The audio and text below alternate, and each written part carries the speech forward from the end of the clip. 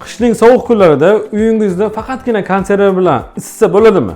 Bu videoni oxirigacha ko'ring, aniq foydali ma'lumotga ega bo'lasiz. Siz uchun 35 kvadrat xonangizga mo'ljallangan 12 talik Citroen konservamiz. Bu Xitoy zavodida ishlab chiqariladi. 5 yil o'ziga kafolat, motoriga 10 yil kompressoriga garantiya bo'ladi. Xo'p, bu modellarimiz 12 talik Venturi iShine va Dark. Ikkitasi bir xil, dizaynda farq qiladi.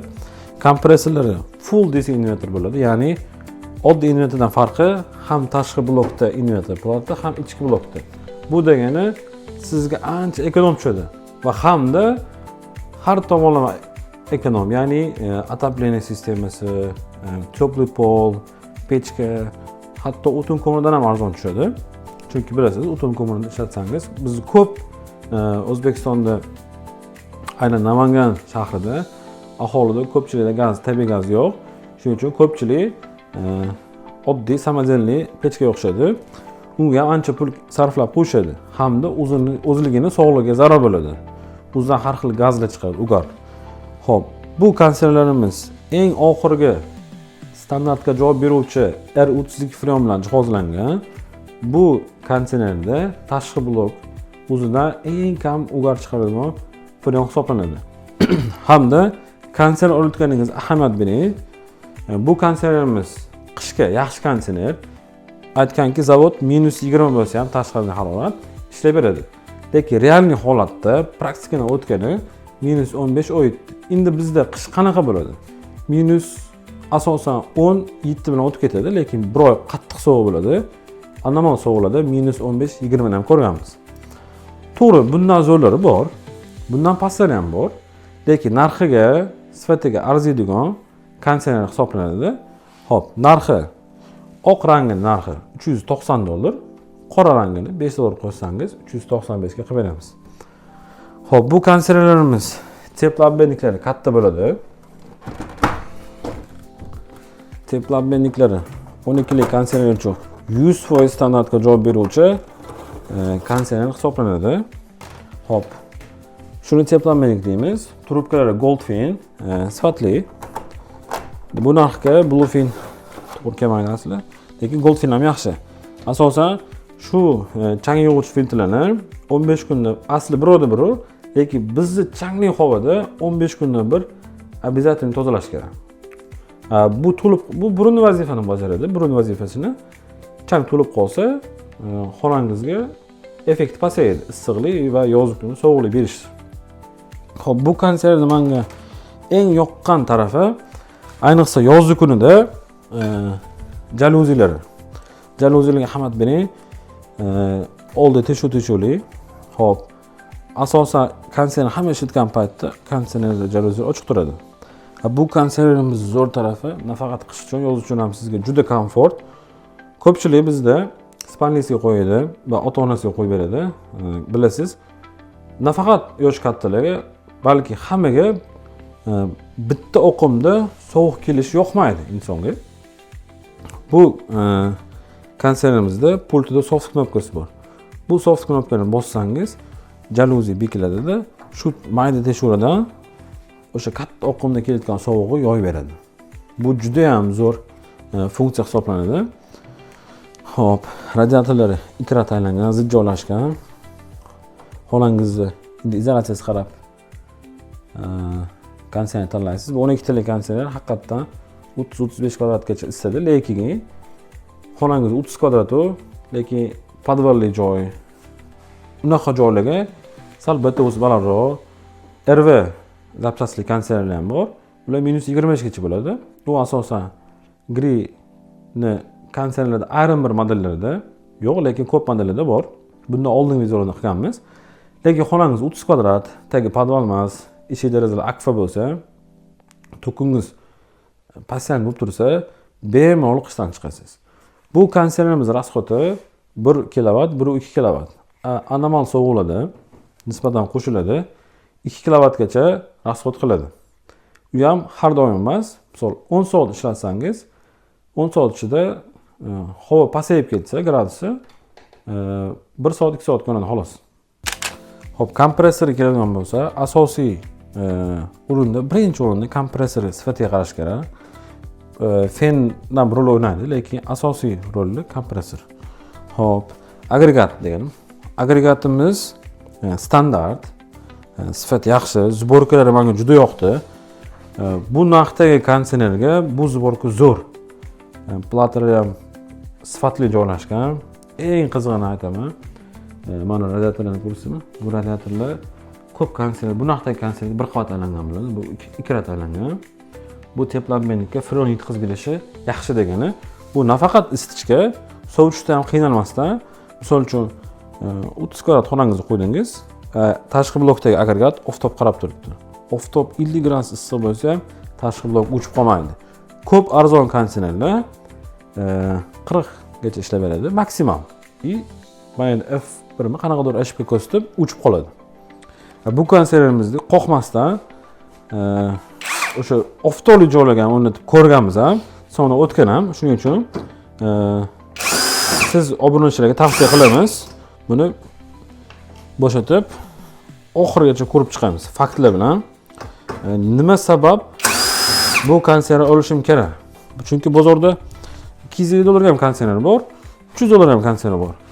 Ular ham istadi, lekin u arzon konditsionerlarimiz nisbatan asosan sovutishga, lekin qahraton sovib ketsa, birortasi effekt bermaydi. Hop, konditsionerimiz bo'shatib oldi oblisovkasini. Ahmad berasiz radiatorlarni. Soniga qarang, sanab chiqamiz. Konditsioner standart 12 ta bo'lishi kerak. 1, 2, 3, 4, 5, 6, 7, 8, 9, 10, 11, 12, 13. Bu juda zo'r. Bu narxga zo'r sifat jo'tga qilingan. Hop, lekin bunaqa radiatorlar ko'rganmiz.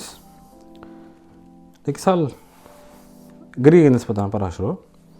Lekin boshqa konditsionerdan ancha yaxshi sifati. Ventilyatorlari zo'r. O'sha qayrilgan ventilyatordan bu abdufuzor beradi. Tashqi blokda ham tini bor. Asosan shu ten ham rol o'ynaydi. Bu o'zini-o'zi eritish payti kelganda yordam beradi. Mana bu trubkalarimiz muzlaganda bu suv oqib, paddonga suv yig'iladi. Bu paddon muzlab qolmasligi uchun bu rezina metal albatta kerak bo'ladi. Bilasiz, yoz kunida konditsioner shlankasidan sovuqadi, qish kunida mana shu o'tda tagidan oqib ketadi. Shuning uchun rezina metal qo'ygan. Bu o'sha qahraton sovuqlarda ham sizga ish beradi. Hop, platalar zborkasi zo'r, stoykalar moshnisidan berilgan. Hop, kompressori utepleniyasi ham yaxshi. Konditsioner utepleniyasi ham yaxshi. Bu yerdagi biz obmotkalar ham zo'r. Kompressorga ketgan obmotkalar, kirish chiqishlari, freonlari, platalar zo'r. Hop, kompressori utepleniyasi juda ham menga sifat yoqdi. Endi ochib ko'rmadimmi? Ochib ko'ramiz. Hop, bu adashmasam 2 qavat ekan. 2 qavat ekan. Zo'r bu. Ko'p konditsioner bir qavat bo'lsa 2 qavat qilish. Ko'p ustalar o'zi 2 qavat qilib beradi, lekin bu zavodskoy ko'rsiz 2 ta golovkali. Kompressorlar 2 qavat. Adashmasam bu modelimizda GMCC kompressor bilan jihozlangan bo'ladi. 32 freonda GMCC kompressor. Sifat yaxshi, anchagina katta. Razmerlar ham standartga javob beradi. Tavsiya qilamiz. Ko'rasiz, mana bir qavat qalin, ichi mexli va ikkinchi qavat. Bu juda zo'r. Bu ham izolyatsiyaga javob beradi, ham shumga. Ovozi ham past bo'ladi bu konditsionerda.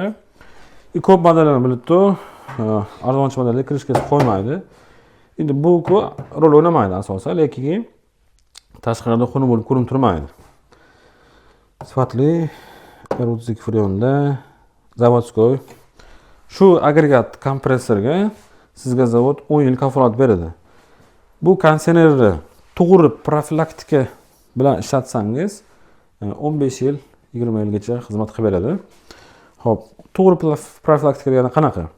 1 yilda bir marta, aslida 6 oyda bir degan, lekin kamida 1 yilda bir marta tashqi blok shu radiatorlarni yuvib turish kerak. Chunki bu ventilyator aylanganda orqadan sovuq oladi, havo oladi, oldiga havo beradi. Endi orqadan havo olayotganda radiator oralariga chang to'planib, hamda radiator nam bo'lganda u chang lo'galanib, havo oqimini to'sib qo'yadi.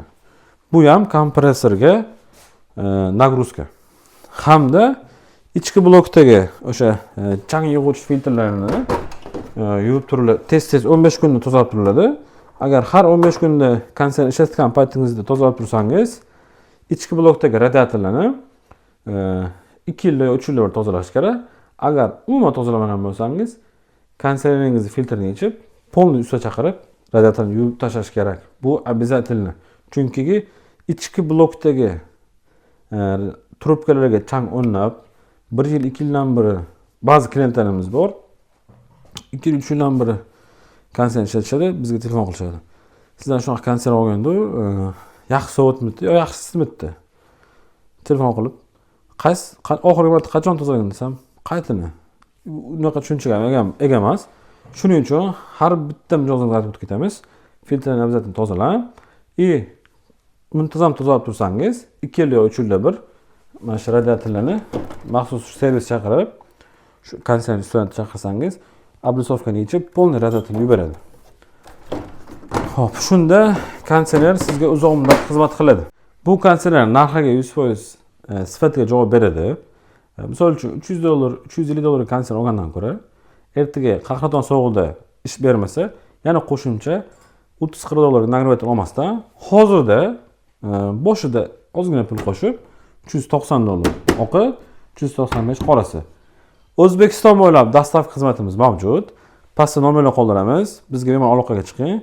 O'zbekiston bo'ylab 12 viloyatda 5 yil servis garantiyasi o'ziga kompressorga 10 yil kafolat beriladi.